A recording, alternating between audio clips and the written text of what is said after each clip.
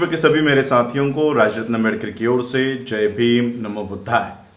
The बुद्धाइज धम्मा का 13वां भाग शुरू करने से पहले आज 7 मई 2020 आज बुद्ध जयंती के अवसर पर मैं मेरी ओर से, अम्बेडकर परिवार की ओर से और डॉक्टर बाबा साहब अम्बेडकर जी के संस्था the Buddhist society of India भारतीय बौद्ध महासभा की ओर से आप सभी लोगों को बुद्ध जयंती के हार्दिक ढेर सारी मंगल कामनाएं देता हूँ। द बुद्धाइज धम्मा के 13वें भाग में हम लोग देखेंगे कि बुद्ध के मन में क्या वो संशय, क्या वो संदेह, क्या वो शंका उत्पन्न हुई। हम लोग एक क्विक रिकैप कर लेते हैं एपिसोड 12 का। एपिसोड 12 में 12वें भाग में हम लोगों ने देखा कि बुद्ध के समय के बुद्ध के समकालीन जो प्रणेता थे, विचारधाराओं के अलग अलग विचारधाराओं के प्रणेता, उनकी विचारधारा क्या थी। हम लोगों ने कपिल की विचारधारा देखी, महावीर की विचारधारा देखी, अन्य 5 और जो प्रणेता थे विचारधाराओं की, उनकी विचारधारा देखी।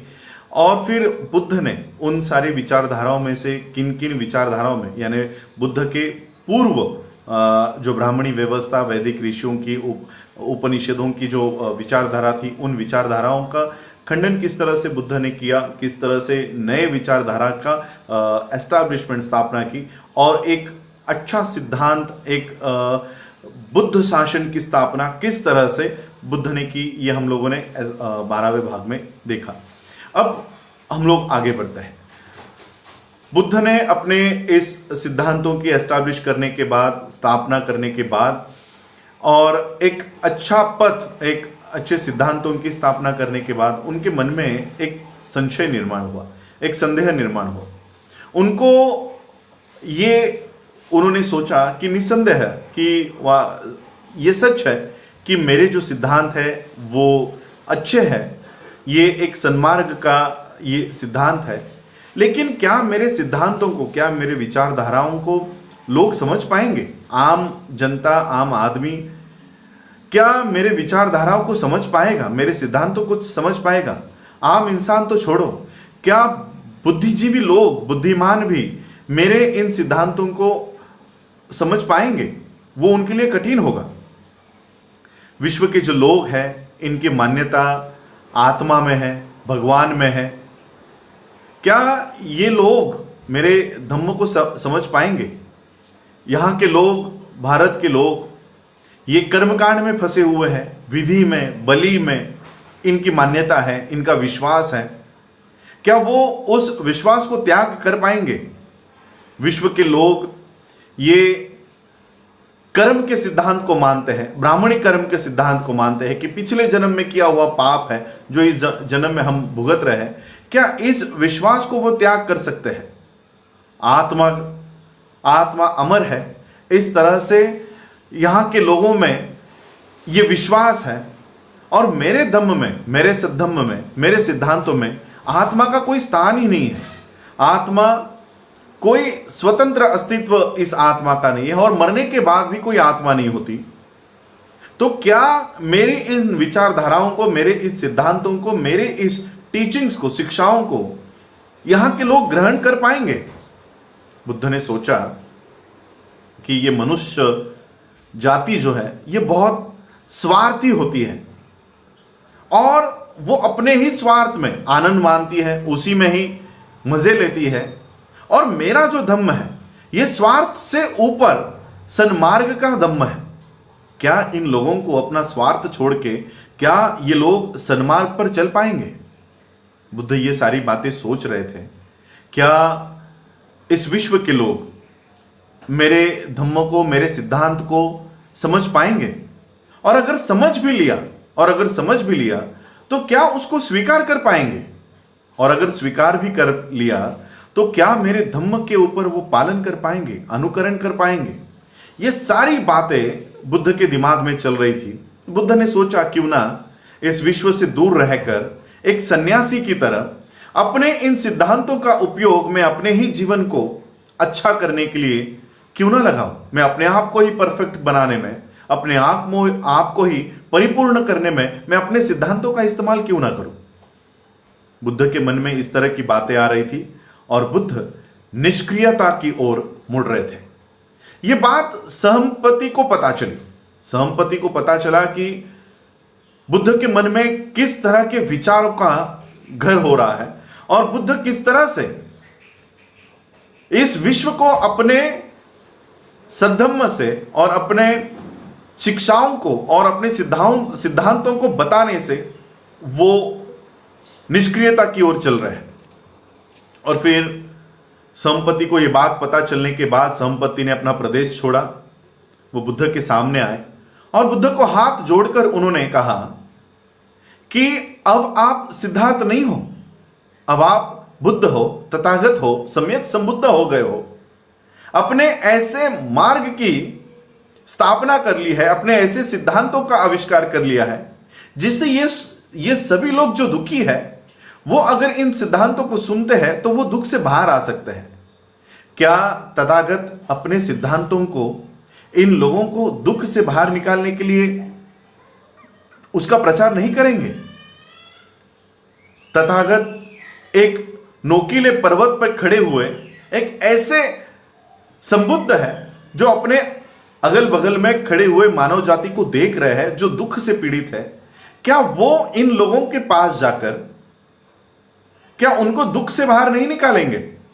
और इसलिए मैं आपसे विनती करना चाहता हूं कि ये जो सिद्धांत है ये आप लोगों तक जाकर उसको बताएं, लोगों को बताएं। बुद्ध ने सहमपति से कहा कि हे सहमपति, मैं अपने सिद्धांतों का प्रचार इसलिए नहीं करना चाहता था क्योंकि व्यर्थ की वो दूसरों के लिए और मेरे लिए भी वो परेशानी ना हो। मैं चिंतित था, इसलिए मैं अपने सिद्धांतों का प्रचार इस विश्व में जाकर नहीं करना चाहता था। लेकिन यह सच है कि कोई तपस्या करने वाला तपस्वी भी इस विश्व से दूर नहीं रह सकता। कितना भी इस विश्व को अवॉइड करने की, इसको टालने की हम कितनी भी कोशिश करें, हम इस विश्व को टाल नहीं सकते।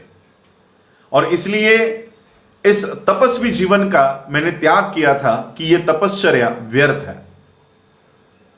इस विश्व से दूर जाने की बजाय इस विश्व में ही रहकर इस विश्व को एक अच्छी जगह बनाने की यह आवश्यकता है। और इसलिए मैं अब इस विश्व में जाकर अपने इन सिद्धांतों का मैं प्रचार करूंगा।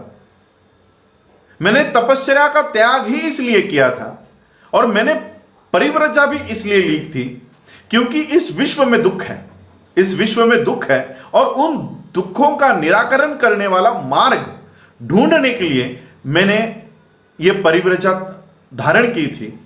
अब वो मार्ग मुझे पता चला है, अब ये मार्ग मैं लोगों तक जाकर बताऊंगा और उनको उन दुखों से मुक्त करके एक सन्मार्ग के ऊपर मैं उनको लेकर आऊंगा। संपत्ति को जब यह पता चला कि बुद्ध अब अपने सिद्धांतों का प्रचार और प्रसार करने के लिए अब विश्व में जाएंगे और विश्व के लोगों को उनका धम्म सुनने का मौका मिलेगा, वो आनंदित होकर वो अपने प्रदेश में लौट गए और लौटते लौटते सभी लोगों को ये सुखद वार्ता, ये खुशखबरी देते हुए वो चले गए कि बुद्ध अब विश्व में आएंगे और विश्व के लोगों को, ये सारे लोगों को दुख से दूर करने वाला मार्ग वो उनको बताएंगे। और फिर बुद्ध ने अपने धम्म की योजना बनाई और इस धम्म के योजना में उन्होंने दो ग्रुप किए, दो गट किए। एक संघ कहलाता था जो भिक्षुओं के लिए था और एक उपासक कहलाते थे जो घरेलू जिंदगी बिताकर बुद्ध के धम्म का पालन कर सकते थे। इन दोनों के लिए बुद्ध के धम्म की योजनाओं में दोनों के लिए अलग अलग नियम थे। भिक्षु और उपासक, इन दोनों के जो नियम थे, सिर्फ 4 नियम भिक्षुओं के लिए अलग थे जो उपासकों के अलावा भिक्षुओं के पास थे। भिक्षु, इनको उन नियमों का अगर उल्लंघन किया जाता है तो भिक्षुओं के लिए शिक्षा उसमें थी। भिक्षुओं के लिए ये नियम पालन करना अनिवार्य था, जबकि उपासकों के लिए ये इन नियमों का पालन करना ये एक सिद्धांत था, एक आदर्श व्यवस्था थी। भिक्षु ये किसी भी तरह की संपत्ति प्रॉपर्टी नहीं रख सकता था जहां पर उपासक अपनी प्रॉपर्टी बना सकता था। उपासक घरेलू जिंदगी में रहकर वो बुद्ध के धम्म का पालन कर सकता था, वहीं पर भिक्खु ये गृहत्याग करके बुद्ध के धम्म का प्रचार और प्रसार करने का काम भिक्खु किया करता था। तो इस तरह से बुद्ध ने अपने धम्म का ये पॉलिसी, ये योजना उन्होंने बनाई और बुद्ध अपने धम्म का प्रचार और प्रसार करने के लिए, अपने सिद्धांतों का प्रचार और प्रसार करने के लिए इस जग की ओर, वर्ल्ड की ओर, विश्व की ओर वो अग्रसर हुए और इस विश्व में आके उन्होंने मानव कल्याण का ये धम्म सभी लोगों को अपने धम्म से उन्होंने परिचित करवाया। और किस तरह से बुद्ध ने अपने पहले प्रवचन किनको दिए और उस पहले प्रवचन में बुद्ध ने क्या वो सारी बातें बताई, ये हम आने वाले भाग में देखेंगे। आज आप लोगों ने मुझे सुना, उसके लिए आप सभी लोगों का आभार। फिर से एक बार आप लोगों को बुद्ध पूर्णिमा के, बुद्ध जयंती के ढेर सारी मंगल कामनाएं। आप लोगों ने मुझे सुना, उसके लिए आभार। जय भीम, जय भारत, जय बुद्ध।